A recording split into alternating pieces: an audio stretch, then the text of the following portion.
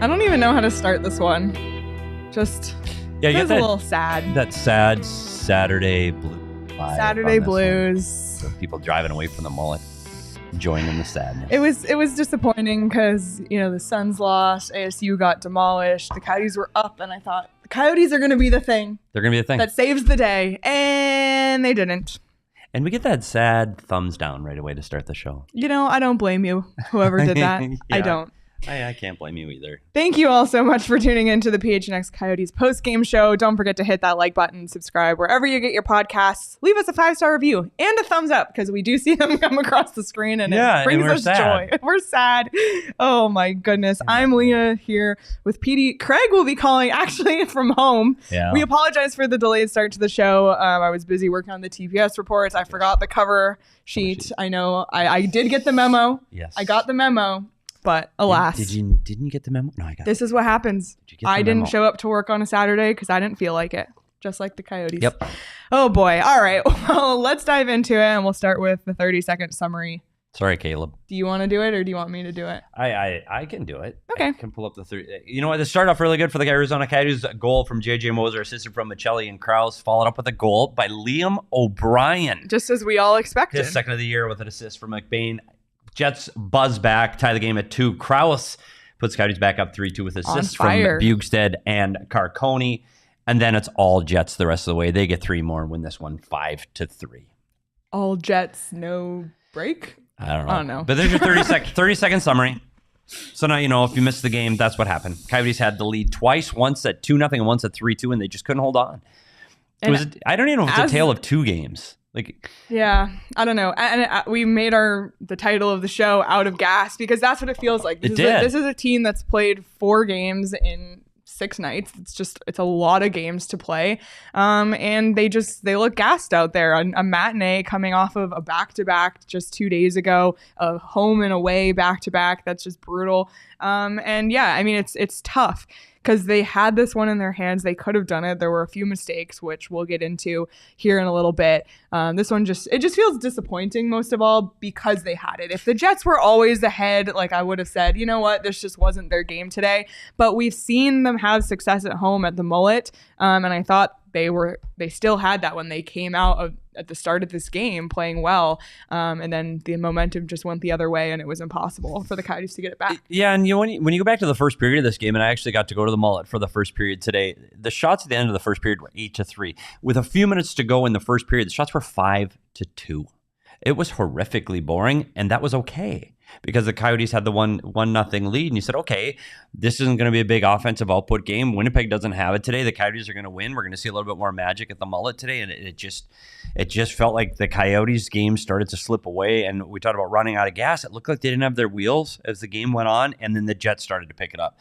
The Jets started to get more shots on goal. They had more offensive zone time. They just really took over the play from the second period on, and so you'd wish the Coyotes can put together more 60-minute efforts. I'm concerned that may become a thing. Yeah. That they can't hold on because they can't play an entire 60 minutes. So we'll see. And they shortened their bench in the third period. So you saw that fourth line with Boyd, and I'm calling it their fourth line now. Boyd, Cooley, and Carcone, because they played fourth line minutes. That line had the least amount of ice time of all the 4 Coyote lines, and Boyd was -3, Cooley's -2. So I'm concerned. This team needs to get Jason Zucker back. Yeah, which is it's coming. It's hopefully coming on the 11th against Nashville, as Craig said the other day. That needs to happen. It's just. You don't want Logan Cooley to be your fourth line center, let's just say. Yeah. But, they went with the 11-7 on Thursday with Boyd out and Brown in. This one, they switched up a little bit. Boyd was in and Brown was out, back to the 12-6. Andre's continuously mixing things up, going back and forth on the goalies every single time as well. Karel Vejmelka historically has success against the Jets. That success was not there today. Unfortunately, he didn't really have a great day. He stopped 22 of 27 for a save percentage of .815. Just really not good enough. Not that it was all on him by any means, but again, you need in the games that the Coyotes have won that maybe they didn't deserve to win, it's because of the goaltending. Yeah. And also in the games that they've won games like this before because the goaltending was good. But games like this, you can't win if your goaltending is average, which it was today. But that also falls on the forwards and defense as well. So I don't want to just put it on Veggie by any means. And CWP brings up a really good point is how this is happening in the second half of games that they're not being able to hold on leads. LA gets 4 straight. This game clearly slipped away from them.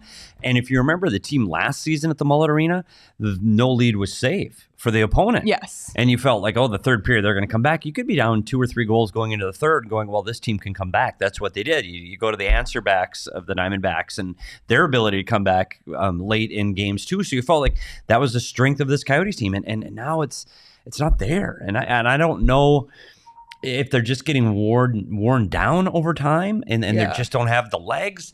But you see, we talked about Boyd. Boyd played under 6 minutes today. That's a concern. Yeah. And then Carcone's under 9 and Cooley's third lowest forward and he's just above 12 minutes because he got some power play time. But, that means if you're playing those guys 5 and 6 minutes, that means Keller and Schmaltz are out there more. And sometimes, clearly that's good. You want better players to get more ice time, but you also tire out.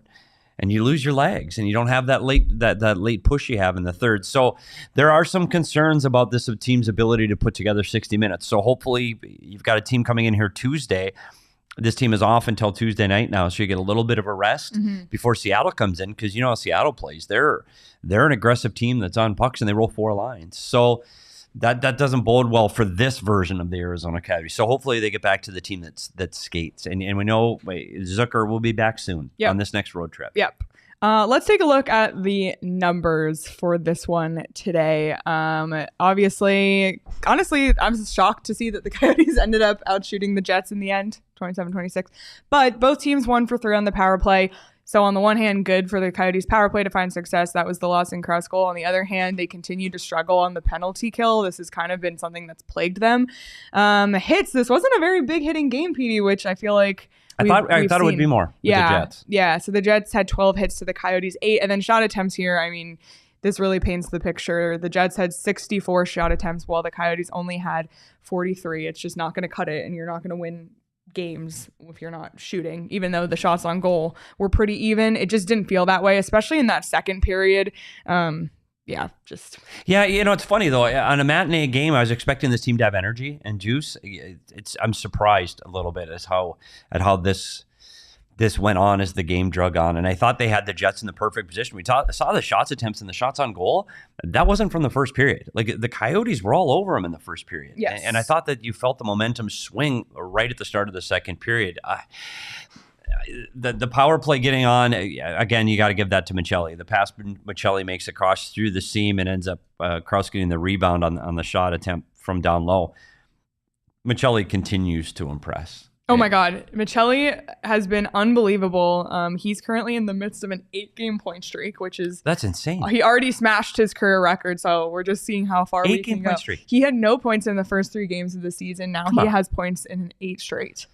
And he should have had a point on the Crouse goal. He was the one who set it up. He had the pass to Carcone. It just happened to hit Bukestad's stick as Bukestad was trying to swing it in. But because he touched the puck, Bukestad was credited with the assist. But Michelli was the one who set up that play. So if not for Bukestad, which not that it's Bukestad's fault. Come on, Nick. Not that it's Bukestad's fault, but that should have been another Michelli point tonight. I mean, he created that whole play. Yeah, it's unbelievable. He could have had a 2-point night on that. That pass gets through. It was fantastic. And I tell you what, I talked to somebody in the media level today at the Mullet and said, if Carcone was doing this with the Toronto Maple Leafs and he got an 8-game point streak, he'd be all over the national media. Carcone or Michelli? Michelli, I'm sorry. Michelli would be all over the national media right now for that 8-game point streak. And Michelli's just, unfortunately, sorry. Can he retroactively win the Calder? Well, he should have. I think Bill Armstrong's burner today tweeted Michelli for Calder. I was like, Bill Armstrong's burner. Harold, I'm concerned. I am concerned about the 60 minutes this team that used to be, when I go back to when this show first started, this team never put together 60 minutes. Yeah, but this team sucks. And then last year it was the reverse. I tell you what, they were a very good second half game team, and this year it's a concern, and they're going to have to. I don't know if that's so. Now coaches are going to start to overthink it because that's what coaches get paid to do. Is it conditioning?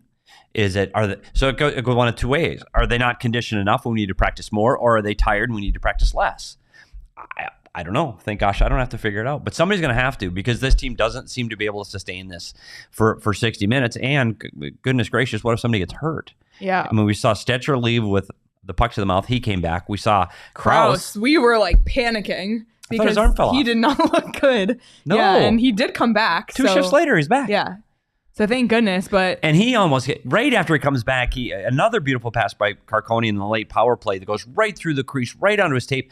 Should have been a tap in, but had so much heat on it, Krauser couldn't wrangle it in.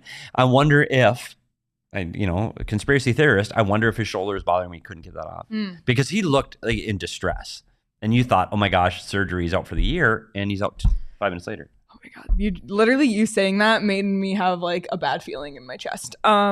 Let's actually talk about Lawson Crouse for a little bit, because we talked about the Coyotes not being able to string together 60 minutes. Well, it feels like something clicked for Lawson Crouse this week, and all of a sudden he can't be stopped. He's on fire. He had a goal tonight, his 4th in 3 games now, after getting his first point last week. Of course, he was out for a little bit with an illness. It seems like ever since he's been back from that, he's been on fire. And at this point, he's a threat to score every single night, and that's...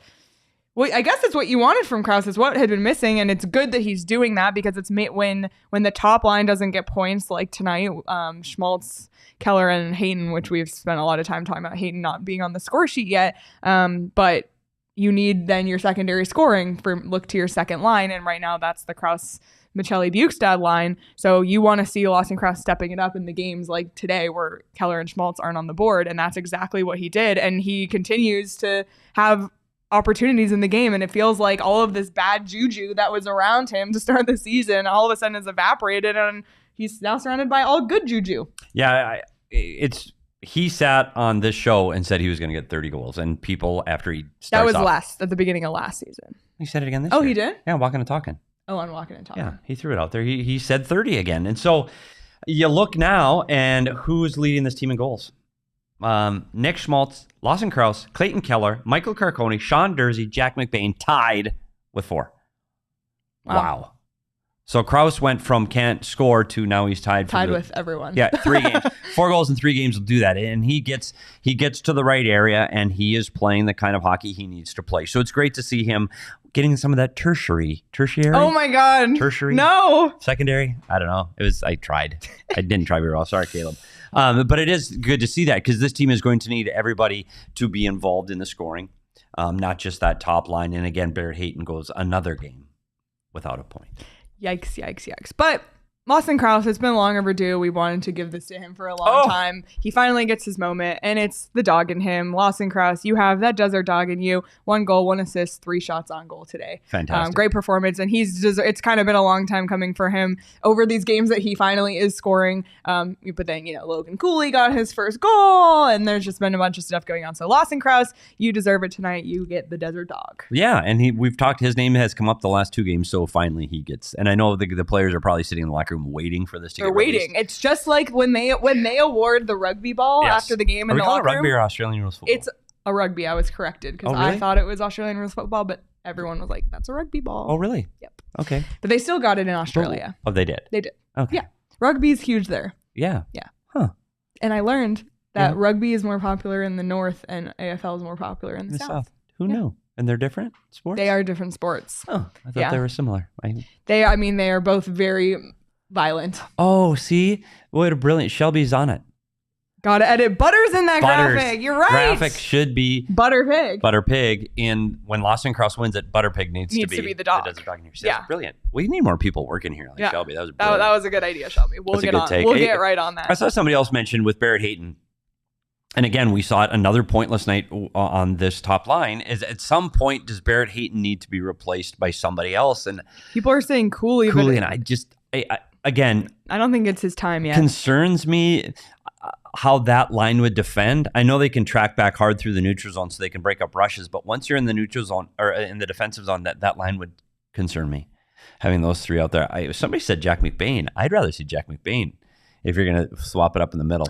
That would be fun, except McBain and O'Brien are like clicking and amazing right now. Yeah, and with Kerfoot, that line's been really good. McBain has looked amazing. He's getting points sneakily every night too. He's got 4 goals too in the start of the season. And he assisted the O'Brien goal today. Yeah. So it's funny that the line that I thought that was their best line tonight, which is not what you should be saying. No. No offense to those guys, but that shouldn't be the case. So again, maybe when Zucker gets back, things get jumbled up a little bit, and then this team can start to get some consistency, because we've been saying the P word for a while, and I have a feeling by the time the clock turns over at midnight, we go back to daylight savings time, that they will no longer be in a playoff. Oh, I forgot that was tomorrow. I know, because we don't remember. Yeah, but now the 8:30 and 8 o'clock starts are coming. I know. Ah. Yeah, the 4 o'clock in the afternoon games are now over. That's sad. It's very sad. Especially when they're going out east. I do want to acknowledge Liam O'Brien too, because he was a guy that we thought, he's going to be in and out of the lineup. And he not only has been in the lineup, but he's been productive. He scored his 2nd goal of the season tonight, right off the faceoff today. I mean, he was getting into it. I thought there was going to be a fight off the opening faceoff.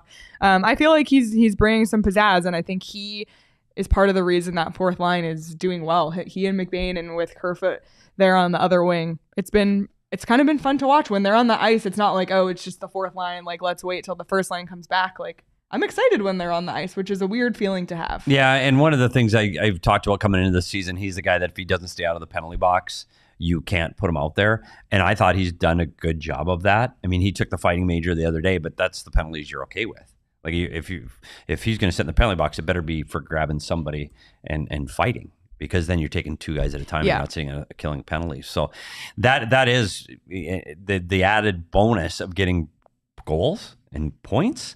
Added bonus for him. Again, I thought that line was the best. That line's been quicker on the forecheck. They're physically engaged, so you better keep your head up when McBain and O'Brien are on the ice. And Kerfoot's speed has been able to help that line generate. So I've liked that line, and I don't feel like you're in trouble when you have that line on the ice defensively either. They're just going to have to find a way to get the most out of Logan Cooley. And they haven't yet. And the best he looked is when he was with Zucker. And I keep going back to that and harping on Zucker being in the lineup.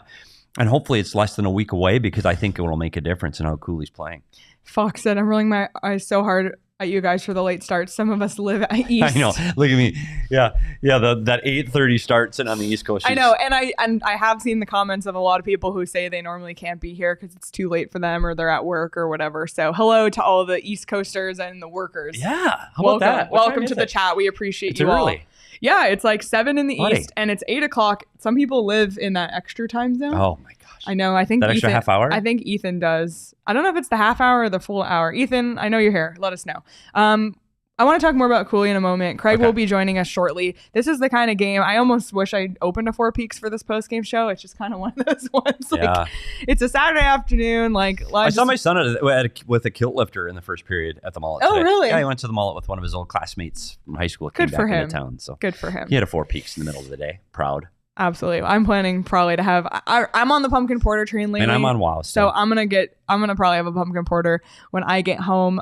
You can get Four Peaks wherever you buy your beer. And if you haven't stopped by the A Street Pub, check it out. You can visit fourpeaks.com/locator to find all your favorite brewery tours and events. You can check out at Four Peaks Brew or at Four Peaks Pub to keep up with the latest at Arizona's hometown brewery. You must be 21 or older to drink Four Peaks, and please drink responsibly.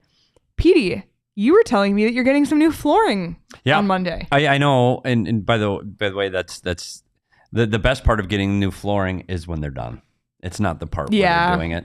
But it's coming this week, so we're kind of getting exciting. We're going with the ceramic tile that looks like wood instead of real wood. Oh, that's what I have in my house. Do you? Yeah, but I didn't install that. That was already there. You didn't? Yeah. Well, so we're getting it this week, so we're very excited.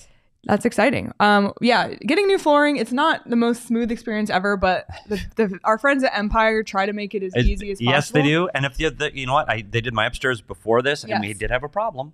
Not saying that sometimes you have a problem. Yes. They, within 24 hours, not only was the salesperson there, the manager was there and fixed everything.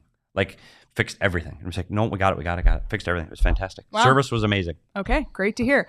You can do home shopping, and you can also do the virtual thing where you can see what flooring looks like in your house, which is really great.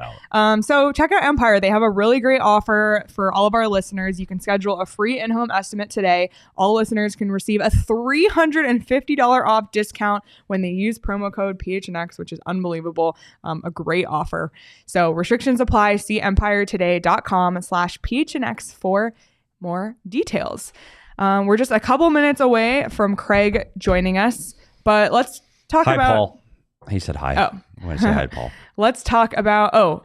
Ethan said, I'm in the Atlantic time, 8:14 p.m. for me now. If I was in Newfoundland, it'd be the extra half hour, 8:44. The extra half hour. So, okay. I think, Ethan, are you in Nova Scotia? I can't never remember. Let us know. But that's crazy. 8:14. I'm glad you can make it. Oh, my God. So Craig is in his tie still, but he's in his living room. So, Damon, whenever we can get Craig in, we're ready for him. Let's bring him in. Craig! I'm joining you from the Mullet Arena Art Gallery. As you can see, there's a Picasso behind me. So just thought I'd change it up a little bit. He had time to drive home, but he did not have time to take off his tie. I appreciate you dressing up for the occasion. I came right to you, Petey. Or he dressed up for the occasion. I was going to say the other answer is that's what Craig lounges in. I went to prep school and I'm watching television. Drinking my Pellegrino. At 38 degrees Fahrenheit. Yes. Another martini, please. Yes. Never forget the time Craig's wife literally poured him wine live on the show. I know. What a life Craig lives. It's just unbelievable. We all wish we were Craig. Oh, boy. Boy, howdy, Craig. Well, Craig, we've touched on, I guess, the general vibes, but we'll get your take and then we'll get, some takeaways from the post-game interviews, which I'm sure were brief. They were quite brief.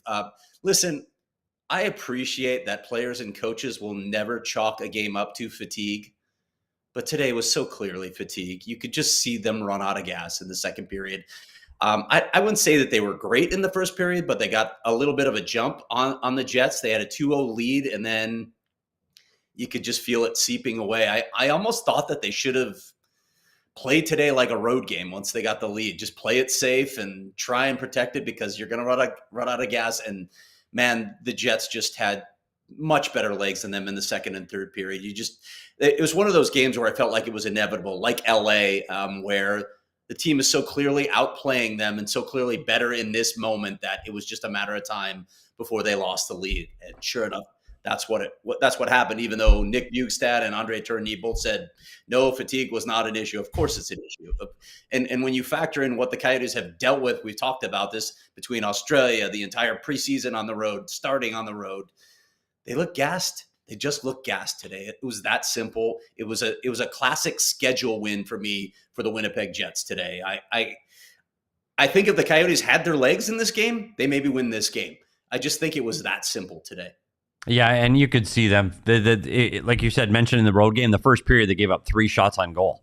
Like if they could have just dug their heels in and defended and dumped and chased and tried to keep it simple, maybe. Fewest shots allowed by the Coyotes in a period this season. There you go. Yeah, so they had the first period was really strong. And Craig, a lot of the comments in our chat today are just a concern over the Coyotes yet to really string together a full 60 seconds. 60 minutes. 60 minutes.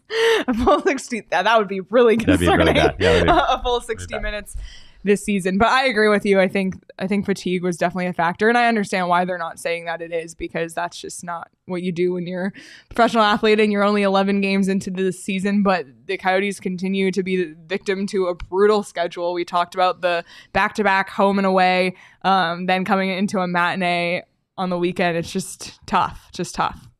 Yeah, and part of this is they play in ASU's building, right?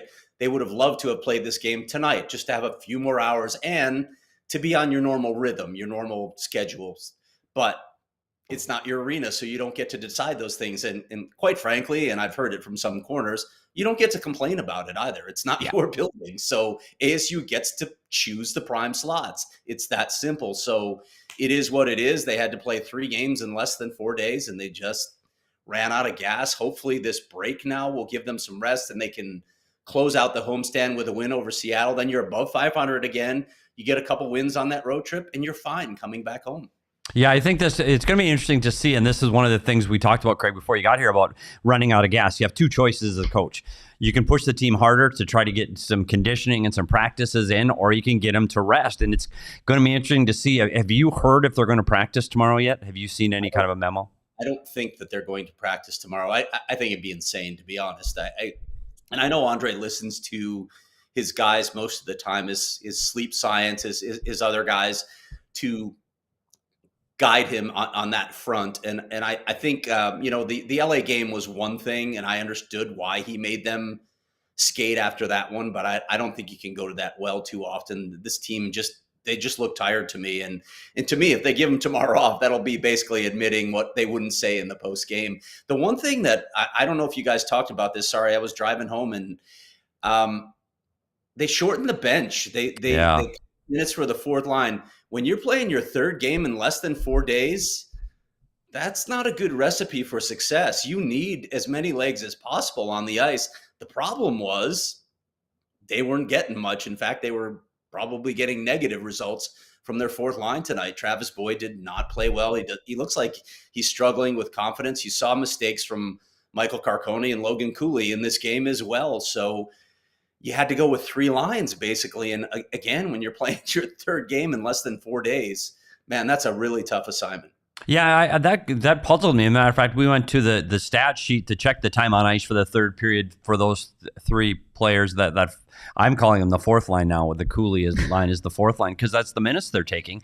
And you see Boyd with one shift, Carcone with two shifts in the third. To your point, man, you need to be rolling 4 by then, and you're not, because Boyd's -3, Carcone's -2, Cooley's -2. Like it's hard, and it's hard to manage a bench like that. So I wouldn't be surprised. I mean, surprised if you go to 11-7 against Seattle, a team that clearly is going to roll 4 lines. Like Seattle, that's one of their team's strengths, is they roll 4 lines and they all play the same way and they all play really hard. If Coyotes play like this on Tuesday, they're going to be in trouble. So they need to find a recipe to get some rest, and hopefully some new legs in the lineup are coming soon. And I don't know if, Zucker is less than a week away now, or about a week away, and he can't get back quick enough. Amen. And I wonder the impact that he's going to have on Logan Cooley too. And I don't know what the lines will look like, but we knew, they looked like they were working okay together. And Jason Zucker looked like he was coming on. They need the depth. They need the forward depth. We thought that there was more forward depth. There is more forward depth this season, but when you lose guys out of the lineup. Yeah, the defense has been healthy, so we haven't had to deal with the issue of when you look at the candidates to fill in at forward now, I mean, if somebody goes down, you don't feel that great about the guys that you have to fill in at this point. So they need to stay healthy. And I'm sure you guys talked about this already, but man, when Lawson Crouse went off with his shoulder hanging, I thought, uh-oh. Yeah. And I know he came back, but that looked to me like somebody got his shoulder popped back in, and he's going to be like in treatment all day today and tomorrow. That's probably going to happen there. Yeah, we're it's not what you need when he's heating up too. Wait to see what happens to him over days, because when you get that pop back into place, that can give you issues days ahead. So just because he came back in the third clearly doesn't mean that he's fine and ready to go at full speed come Tuesday. So we'll have to keep an eye on that for sure, because to your point, unless they start dipping down into Tucson, I don't know who fills those forward roles right now. So it won't be long, and I think we're going to see some road runners here. So Caleb said forward depth is okay, chemistry in the depth is not, which is interesting. And I just popped in our Discord, and right now there's a lot of conversation about shuffling the lines when Zucker gets back. Do you guys have any opinions on potential line shifts? Craig, before you joined, we were talking about Hayton's lack of production right now between Keller and Schmaltz. Like, do you make a change there? Do you stick with it? Like, do you guys see any, and we're not the coaching staff, so what do we know? But just for the sake of talking about this, do you see any potential scenarios for shuffling lines either with Zucker or without him? I mean, I haven't asked Andre about it, but I could see something happening. Yeah, listen, I think Petey talked about this already. Barrett Hayton does a lot of things that go unnoticed, but the bottom line is, if he's your first line center, he's got to produce. You got to have points. And so maybe it makes sense to move him down and try and get his confidence back with some other guys. I don't know what they do there.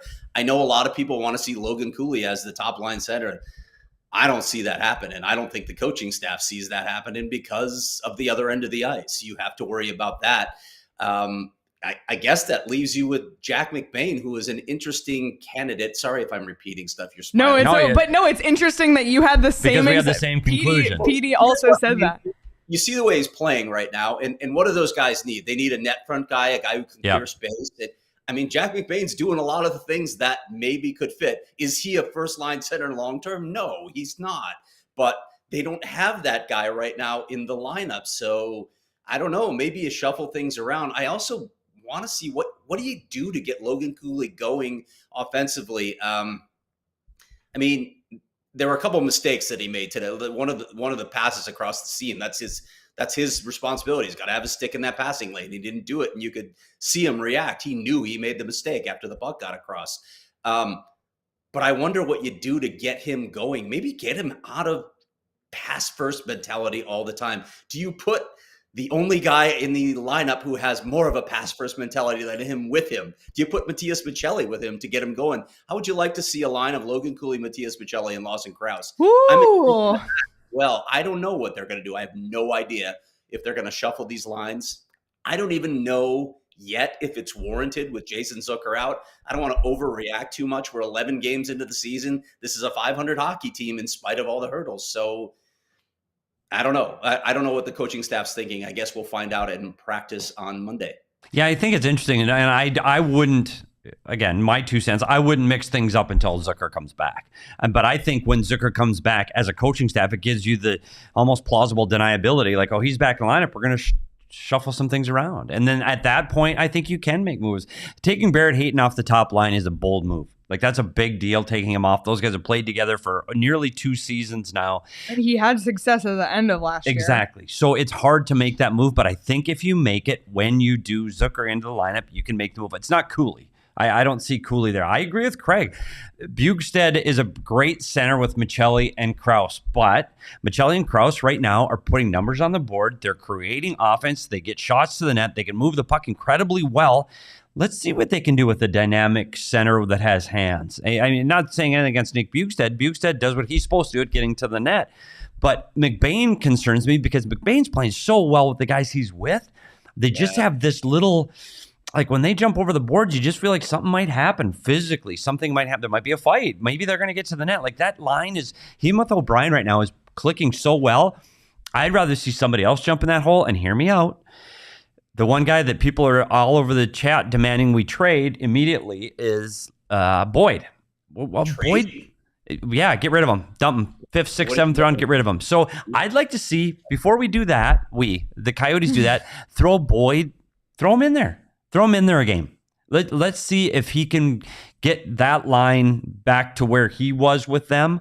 I think it's once Zucker comes back, all bets are off, especially if they're playing 3 and 4 again, Craig. It gives you another reason. And if you're playing 11 and 7, you can do a lot of different line matchups during that 11-7 and just see how a line goes once or twice and then go back to what you want. So I do think we're going to see some line shuffling, but I don't think it's going to be at least for another week until they get on that road trip. Do you guys, I don't know what you think about this. Does Clayton Keller look just a little bit off these last few games? I don't know if that was part of his tiredness, Craig. It's funny you said that to me, because on a rush tonight in the first period where he had Schmaltz, where normally I thought Clayton Keller would have driven to the net more to do their famous Royal Road pass, he pulls up at the blue line, just stopped. And I go, gosh, that's not him. So I don't know if he's tired, or I just didn't see that zip throughout this game that you do when he is on. Yeah, part of what I was watching tonight, Winnipeg was physical with him, and I do think that's the way to defend him. You have a guy, you don't give him time and space. You have a guy in his face all the time, and he took a lot of hits tonight, or shoves, or just bodies on him, and I think that's the way to defend him. But he just hasn't looked quite as dynamic as he looked earlier in the season. Nick Schmaltz has still had his moments, but Keller, not as much recently. Yeah, and he needs to be their best player. Maybe some of JMT in the chat said maybe he's banged up, and maybe he is. That's I guess. I wonder, like, is he playing through something? You just never know with these guys, right? Yeah, and I will say to Caleb was down on me calling Bugstead great. I don't know if Caleb knows this, but he's from Minnesota. Just saying, Bugstead is great. So I was just looking. So right now, Clayton Keller has 8 points in 11 games. Last time through 11, he had 11 points. And we are trying to pay attention to his pace. And we talked about him earlier when he and Schmaltz were like on a crazy pace at the start of the year. He's definitely dropped off a little bit, and he's currently not on pace for himself this time last year. Plus, we're tracking his pace. Can he break the 86-point single season points record for Coyotes? Again, it's only game 11. There's so many games to play. There's 71 still. Anything can happen. But just bringing that to attention on the subject of Clayton Keller. So interesting stuff. I just was also checking in Tucson because everyone was saying, I don't know who we'd even call up. Last night, the Roadrunners beat Chicago 3-2. Josh Doan had a goal. Kolyachonok had a goal. Nathan Smith had a goal. And they play Chicago again today. So something to keep an eye on. And I also believe that Anson Thornton gets his first American Hockey League start tonight, which is really exciting for him. I think that one's been a long time coming. So something that we'll keep our eye on tonight and we can circle back to on Monday. Probably not even an ideal situation that Anson Thornton's making his first AHL start. That's they lost Prosvetov, right? And they don't have somebody to fill that spot. So I'm not sure that's a great situation. They do seem to be defending down there better, but man, Tucson is not scoring goals. They are not. I think they're last in the AHL in goals. Yeah. It's interesting. We didn't think that was going to be a problem for that team scoring goals, and I think we're still waiting to see Dylan Gunther erupt down there too, and see him get on a little bit of a streak. And Jan Unique too. Doan got his third goal, as Leah mentioned last night, but they're not getting the offense that they were hoping for. And maybe Craig, Anson Thornton. I don't think either one of us disagrees that ultimately when this team gets through whatever they're calling this, the rebuild, and ready to be in a playoff run, they'll probably have a different goaltender than they have right now. Maybe it's Anson Thornton. Rabel's starting off unbelievable right now in college. So maybe we're starting to see some of the goalies of the future here soon. Yeah, glad you brought up Michael as well, because I'm got my next Coyotes prospect report, and he's going to be Rabel. One of the players featured in it. So I want you to pronounce it though. I'm not going to do that until I actually hear it from him again. Rabel. Wait, I actually have the pronunciation on my desktop. Do you really? Yeah, wait, I'm going to have him pronounce. Oh, wait, we're also on there. Hold on. Hold, please. See, Hold, Craig, please. This is what happens when Leah puts on her producer hat. Okay, ready? Yep.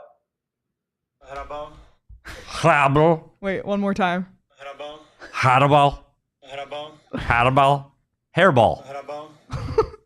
See, it doesn't sound anything like what we say. No, I know. Hairball. I literally saved it for this occasion. We need Redeem Verbata. Yeah, we do. To come back on and pronounce all these names correctly for us. Yep, I agree. Oh my God. All right. Well, moving on. Craig, I'm going to keep you here for the rest of the show since you're home. He's at home. Yeah, like, exactly. Exactly. Normally we'd say bye to you, but I'm keeping you here. And usually at this point of the show, I would go to Sean for a pick of the week because I'm not the betting expert here. But you're going to. But that's okay because we have the betting expert filling in. Does Damon Dog? It's Damon Dog. Did you know Damon Dog's behind the Mac? People didn't know Damon Dog's behind the Mac. I know. I didn't introduce him. I'm the sorry. illustrious producer of the Diamondback show. Yes, Damon the host Dog. of Bets. Yes, he is the host of Bets. So, Damon, what's your DraftKings pick of the week? My DraftKings pick of the week, I will be on the Arizona podcast tonight, the AZ football. Wildcats podcast. I'm taking the Wildcats money line plus 114. I think U of A pulls it out against UCLA tonight in Tucson. Wow. Whoo, spicy. Bold statement, Cotton. Spicy. I like it. All right. Anybody take Utah on the spread today, by the way? Oh, too soon? Spread was disrespectful. Yeah, that's. It's nice to have another Wildcat on set right now. I'm just saying. If you want to tell Damon, and he's pretty hot on bets. He's pretty hot on you should bets. tune in to PHNX Bets Daily. I like that bet. Can we watch that, or is that going to be on the Pac-10-12 network? God only so it's knows. on Pac-12 network. I can't see it. Oh, he's going to look. We can see every college football game in the nation. Look except at the ones that are everyone's here. barking for Damon in the chat. That's what happens. Look at that. So you can bet him or you can fade him, whatever it is. You can bet college football and NBA, NFL, NHL, all on the DraftKings Sportsbook app. Download the app now. Use code PHNX. New customers can get $200 instantly in bonus bets for betting just $5 on hockey. That's code PHNX only on DraftKings Sportsbook, an official sports betting partner of the NHL. The crown is yours. Here comes everybody's favorite part. Gambling problem? Call 1-800-GAMBLER or visit www.1800gambler.net. In New York, call 877-8-HOPE-NY or text HOPE-NY. In Connecticut, help is available for problem gambling. Call 888-789-7777 or visit ccpg.org. Please play responsibly on behalf of Boot Hill Casino Resort, Kansas. Licensee partner Golden Nugget Lake Charles, Louisiana. 21 plus. Age varies by jurisdiction. Void in Ontario. Bonus bets expire 168 hours after issuance. See sportsbook.draftkings.com/hockey terms for eligibility and deposit restrictions, terms, and responsible gaming resources. NHL and the NHL Shield are registered trademarks of the National Hockey League. Copyright of the NHL 2023. All rights reserved. And do you know when I was eating breakfast today, Craig? I threw on my TV, and you know what was on at brunch time today? You'll never guess. I can't. No. The Phoenix Suns. The Phoenix Suns and the Philadelphia 76ers in not just a matinee. It was 10 a.m. Arizona time. You guys would kill for a 10 a.m. start. Buddy, they should. The National Hockey League should make all Coyotes games 10 a.m. I don't care if it's Tuesday at 10. I'm in. Let's go. Craig's in. Hell yeah. What's their record in matinee games this year? Yeah, 0-2. Yeah. The Suns are not great to start. Suns the are not season. great either. Did they win today? No. They didn't win today again either? No, but Booker and Beal are out. I thought they were a wagon. But this is why I don't like the NBA, because like your star's out, you suck. Like at least in hockey, true. It's funny because we just spent Jason Zucker, like when he comes in, he could make an impact. He's one of 22 guys in the lineup. This is what drives me nuts. I know. I hate the NBA for that. This is what I don't like about basketball. Do you see Spectre 1? Yeah. Spectre 1 I met today. Craig didn't meet him because I don't know what Craig was doing. He might have been busy. But Spectre 1 came in from Kansas today, lives in Kansas, came out to watch the Coyotes game. And you know where he is right now? Illegal Pete's. He's at Illegal Pete's. I also saw Karen was at Illegal Pete's at the beginning. And he went to the 8th Street pub this morning before the game. Spectre 1, you're doing the whole shebang. Spectre 1, yep. But now he's got to watch the Suns game on Arizona Family Sports TV. Yes. Because that's where I watched it this morning. The Suns do play tomorrow. They have a chance for redemption tomorrow against the Pistons at noon, so another day game. And you can find that all over at Arizona's Family Sports. We had it on with the antenna today, which is really cool, channel 3 or 3.5 or channel 44. And if you have just cable, you can turn to channel 3 as well. There's a lot of places you can find Arizona's Family Sports. And wherever you live in Arizona, you can visit azfamily.com and click Suns games for listing information for your area. AZ Family is a great resource to help you find Phoenix Suns games on Arizona Family Sports. Thanks, Spectre 1, for turning out today. It's fun to see people. I saw Bill at the game today. You know who I didn't see at the game today? Caleb. Yeah, Caleb, he was running away from you. Yeah, I saw him before he got there and Caleb I ran away. saw you. Caleb saw me and I ran away. So it's good to see our diehards. Great to see our diehards out at the Mullet. It's awesome. It's fun. All right. Well, we talked about the schedule being brutal for the Coyotes, so let's look ahead at next week if we can. The schedule ahead, Damon. And we got Seattle coming to town on Tuesday, so a couple days off here. Then on the road to St. Louis and Nashville. And that Nashville game on the next Saturday is the game we kind of have circled right now to maybe anticipate a Zucker return, which would be great. So just 2 more games without him at this point. An easier week with 3 games in the 7 days rather than 4. But they are headed on the road. However, I feel like they are pretty good against St. Louis and yet to face Nashville and Seattle this season. So any thoughts? Just when I look at how Petey and I were talking about this at the arena today, I know it's crazy to be saying the P word at this. What happened? Caleb's. I'm not even going to read it. You can just put it on the screen. Everyone can read it. But that's sad. I almost teared up a little bit for Caleb. That's what he's screaming out. I'm sorry for laughing, Caleb. I'm only laughing because it's you. And that's screaming out. Okay, continue. I'm sorry, Caleb. Hang on, I'm trying to line Cody up so he's my tie. Yes. That's where we've sunk into. That's what happens after matinee losses. No, we were talking about the West, and I know this is a 500 hockey team right now, and you're coming off this game, you're like, yeah, we shouldn't be talking about playoffs, but the Western Conference is not very good. It really isn't very good. We've talked about the 3 teams at the top. I think LA is probably better than I thought, but there are a bunch of bad teams in this conference. There's opportunity here. I don't know if Vancouver's going to keep doing what they're doing, but there's opportunity. You start looking at the schedule like, oh, that's another winnable game. That's another winnable game. It's because they're playing in the Western Conference, and there are a lot of these teams that you're just like, I don't know if this team's any good. I don't even think the Winnipeg Jets are that good. I don't. I think if the Coyotes had their legs today, they win that game. Yeah, and we talked about this before, that this is, I don't think in a normal year when things are all equal, that the Coyotes are talking playoffs. When you look at it, there's 5 teams right now in the Western Conference, LA, Vancouver, Vegas, Colorado, Dallas, that are above and beyond right now, stats line wise, that those 5 teams are clearly in. They're well above the 500 mark. And then it's everybody else. Like, they're at 500. Like, there are teams that are going to be in a playoff spot by the end of the day today that are probably below 500. Can you believe that the Edmonton Oilers have 5 points? The Coyotes have 11 points. Edmonton has 5. Yeah, it's funny though. So when you talk about the Edmonton Oilers, everybody that you keep hearing, well, Edmonton, they're going to start winning. Well, buddy, it's November. There's 5 games below 500 right now. So they'd have to go on a 5-game winning streak just to get back to even. And Leah, where is Edmonton in the Pacific Division standings? Are they in last place? They are not. Calgary and the San Jose Sharks, they have 1 point. San Jose has like a 35 goal differential to the negative It is side. 35 games. How do you do that? 9-1. They're historically bad. So Macklin Celebrini, you are a San Jose Shark. Craig, we've seen the Coyotes struggle off the start of the seasons before, but not to this level. I sat there and I watched the internet just beat up on the San Jose Sharks yesterday. Like, they get beat by an American League, and just beat them up. Like, the team is bad. Like, it's not the players' fault or the coach's fault that the team sucks. Like, they're bad. And I don't know what's going to happen there, because you know how hard it is to go to work when you're that bad? Like, to go to the rink every day and show up and get motivated. On fire. Like, it's really, really, really hard. I don't think it's going to get better. Anyone? I said they want to set the building on fire.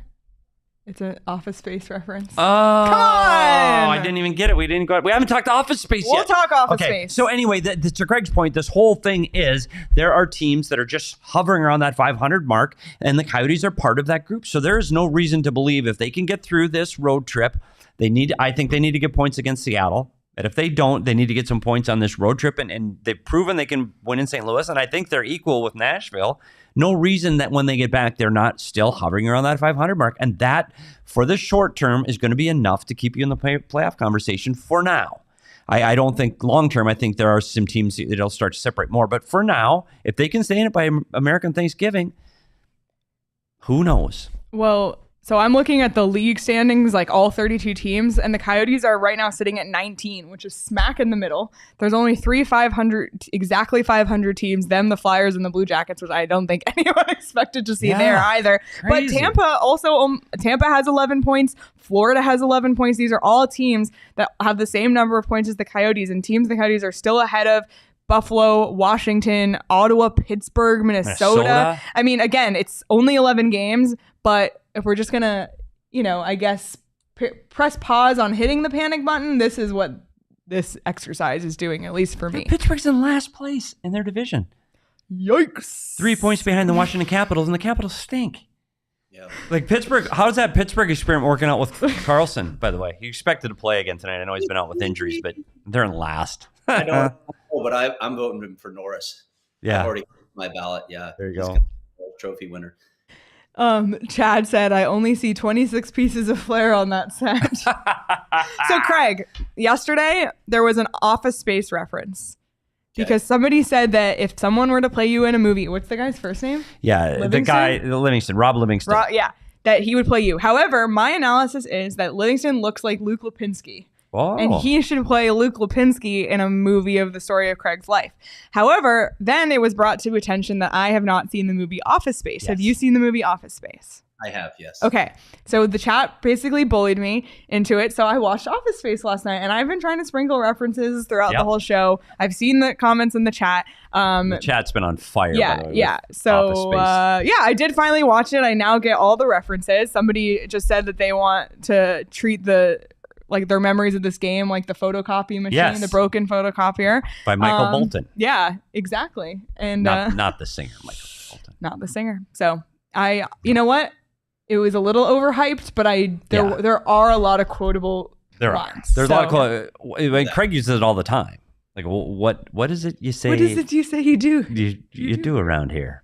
Like, that's the Bobs. And the point of the movie is, I think, Craig, unless you've worked in a cubicle, I think that helps elevate it. I think if you worked in an office in the 90s, I think that also helped because there's some things you miss. So I could see Leah giving it a meh. there are a lot of meh online yesterday. I still consider it a classic, and I will watch it at least once a year. You're totally right, though, because it can feel a little dated to the next generation. Yes, I did work in a cubicle at one point. So did I. So it hits. And I was going. Did you have that? Yes, I was a big fan of my swing line stapler as well. It was I did. So did you have that lady? Did you have the Monday lady? Because I did. No. Oh, someone's got a case of the Mondays. Oh, no, I hated that person. I'm going to start saying that to you every time you're grumpy, which will be like every day. I hate it because my mood anyway in general. I'm not any better on a Monday. Oh, welcome to Monday. No, like go yourself because I don't want to talk about Monday. So yeah, I worked with that lady. Oh, no, I'm a people person. Well, what is it you do here? Well, I'm a people person. I'm good with people. We had our own characters. Yeah, there would have been other characters on the show. We had a woman who liked to take her shoes off all the time, and she was not a person who should take her shoes off because we just wafted through the entire office, and it was bad. But anyway, this is a hockey podcast. What? It's a hockey podcast, I know it, but the hockey team didn't show up either. So yeah, they didn't. That's true. Too soon. You know what, Craig? One more thing. Getting back to the game a little bit. So I went to the game. In the first period. So I went to the Mullet. And as I was coming into the studio today, so I was just coming in. So I came here partway through the second period. It must have been after the Jets had tied it because I thought I saw coming out of the elevator as I was just coming in, I thought I might have seen the Mullet Magician. I think I saw him leaving the building right when I was coming in. And I think he must have seen. What's that? It's got to be a tough job because you're supposed to show up, but you may not even go on. You don't know. So I think he felt it, and I think he left the building. It's very upsetting. I still have not been able to see him in the same room with myself yet. I haven't. So hopefully I get that time and we get to see a win here soon. Biggest disappointment of a home loss is not getting to see the Mullet Magician. But win or lose, we get to see the punch card. So let's take a look. And there is a pattern emerging. And the pattern is we are on the same pace to be identical to the first line of the year. So a win and a loss to start line 2, just like line 1. And if you're a bettor and you want to bet accordingly to the punch card, you can. But I guess this means it would be a loss to Seattle and a win against St. Louis and Nashville. Yeah, could be. We'll see. I mean, there could be some voodoo magic here on the punch card, but if they do that though, Craig, it's 9 game sets. And I still don't know the 9 games. It makes no sense. It should be 10. It should be 10. But they were 4-4-1. That's 1 point above 500. And if they can continue that just in the short term till Zucker gets back, 4-4-1. Over the next 2 sets of lines on the punch card, I think that's good enough to keep them around it. I really do. Yeah, well, definitely 500 record is enough to keep them around it in the Western. In the short term. Yeah, and then if they get, if you can get a homestand where you can get on a little bit of a run and get a couple games over 500, then it gets really interesting. Yeah. But again, I keep going back. Like it's not just the travel from this season. From the regular season. It's the preseason. They didn't get to play a damn home game the entire preseason. And Leah and I were freaking in Australia with this team. We didn't have to play games. And we were exhausted when we got back for a full week. I remember talking to people at the beginning of the season, teams that had done this sort of travel in the preseason and talking about how long it can have an impact. You think, well, after a week or two, like I was talking to some people around the organization. They're like, this lingers like for a month or 2. It's crazy how it can seep into everything because you never feel like you've fully catched up. And I don't want to say that this is what's going on with the Coyotes right now, but I just think the cumulative effect of all this, we saw it on the ice today. Again, going back to what we said at the start, I just felt like they ran out of gas. I'm not gonna trash the team today. Yes, there were mistakes. Yes, there are things they need to clean up, but more than anything, even though they wouldn't admit it, I just saw tired legs. Yep, absolutely. Well, hopefully they can use the rest of today and tomorrow to recharge. Maybe, it's still warm during the day. Sit out by the pool with their shady rays to protect their eyes. I don't know. That's one of the many perks of living here in Arizona. It's snowing other places. It's cold already, but here it's warm and it's warm enough to lay out, to go for a hike, and you just want to make sure you're wearing your eye protection with Shady Rays. They got great styles. They have tons of different colors and they're all polarized as well. Great eye protection. And exclusively for our listeners, Shady Rays is giving out their best deal of the season. You can go to shadyrays.com and use code PHNX for 50% off 2 or more pairs of polarized sunglasses. Try for yourself the shades, rated 5 stars by over 250,000 people. Oh, Damon literally has his in his hand right now. He's showing me. Those are sick. And Craig mentioned that he has a prospect report coming. What? A prospect report? Oh, okay. What? Okay. Never mind. Coming, and that is for diehards only, just like his mailbag, which came out last week. So if you're sitting here thinking, I want to read that, become a diehard. You have to be a diehard, though. Become a diehard. So you should be a diehard. You should be a diehard. You can join. Do you get access to our Discord? You do get access to the Discord. Do you get merch discounts? You get 20% off merch. What about event 20% off events. Do I get a free shirt or hat when I sign up? You do. And then every year after that? Yes. On my anniversary?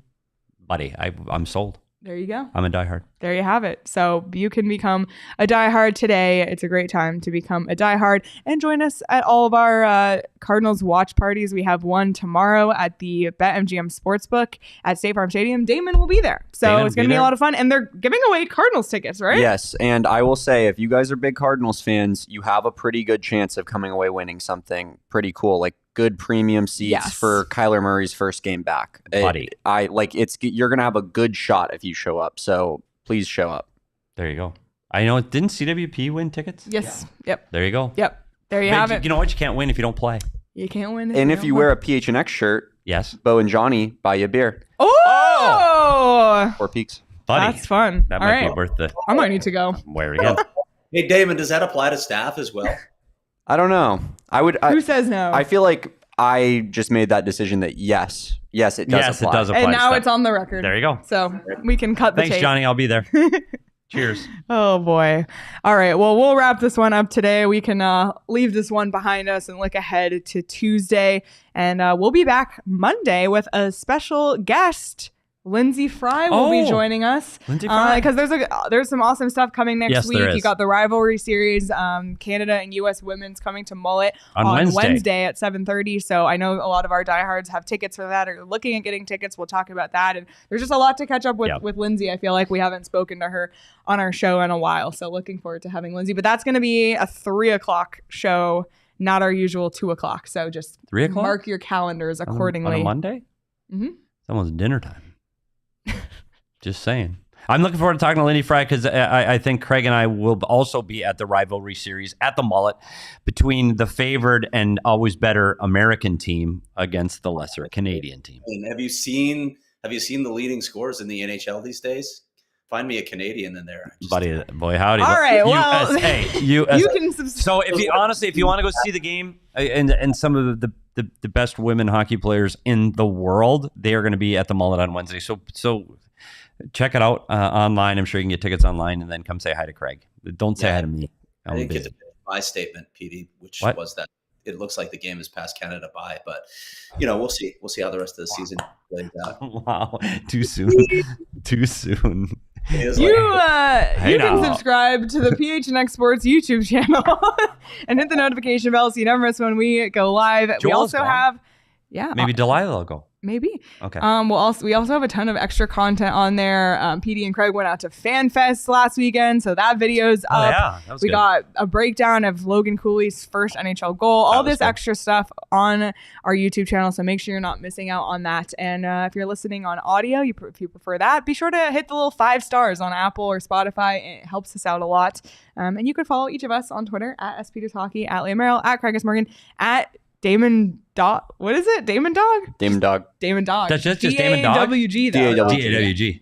That's just why the D-back chat barks. Oh, yeah. I like it. Yeah. Damon Dog. And an update. Let's see our follower count because I'm trying. Oh, we are 40 followers away from 6,000 on PHNX_Coyotes on Twitter, which is already a gain from when I tweeted it out this morning to follow. So I would love us to get to 6,000 by the end of tomorrow. So share with your friends, share with your family, share with the Coyotes or just hockey fans in your life. Let's hit that 6,000 follower mark on Twitter. Do we have another hour to do it tonight or one less hour to do it? I always get confused. Oh, that's right.